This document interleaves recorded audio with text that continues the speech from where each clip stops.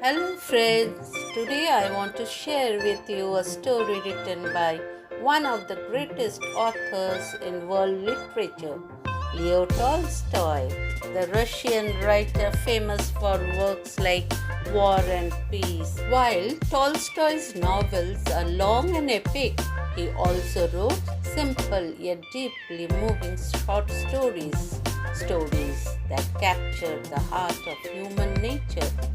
And this one, written in 1886, poses a question as old as time.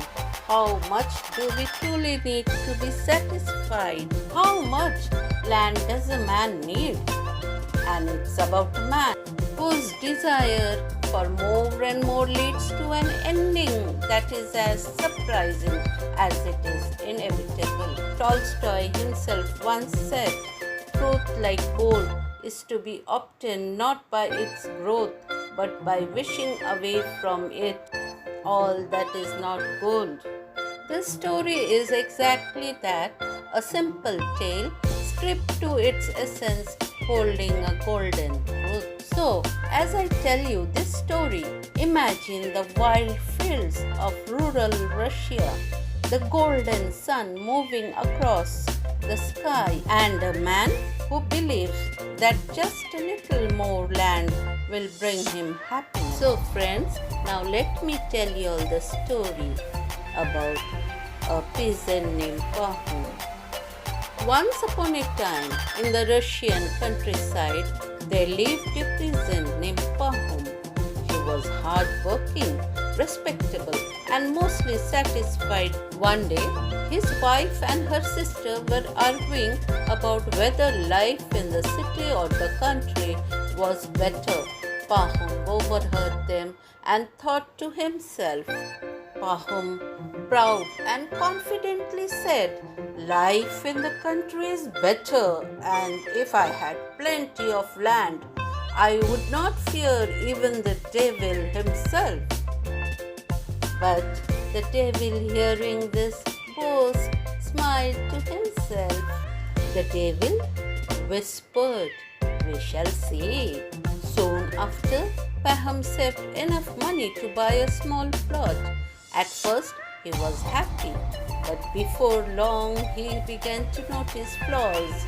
Neighbors trespassed on his fields, pastures felt too small.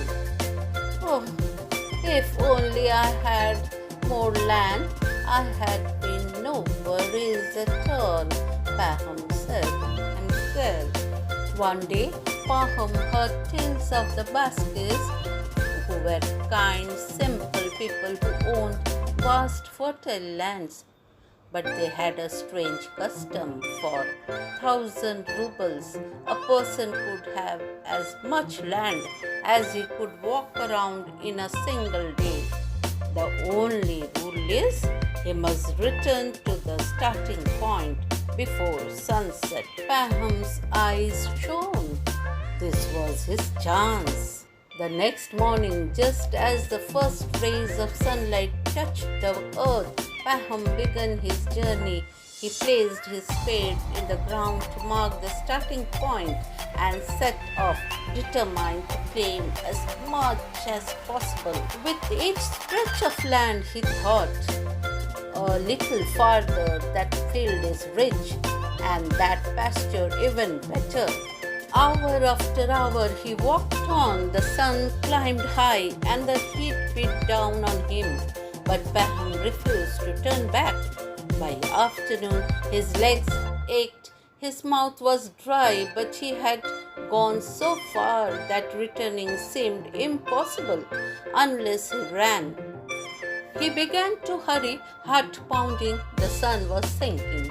Shadows stretched long across the earth. Sweat stung his eyes, his chest burned. At last, he saw the Baskirs in the distance standing by the starting point, laughing and cheering him on. The sun hovered at the edge of the horizon like a brilliant crown of fire. Pahom summoned his last strength. He stumbled over the line and collapsed, face first into the dust. He did not rise again.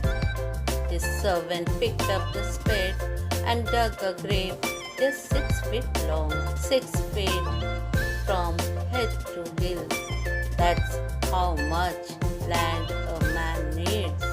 So, friends, Tolstoy delivered a timeless lesson for us that greed can bind us, leading us to ignore our limits, and in the end, material wealth means nothing in the face of death.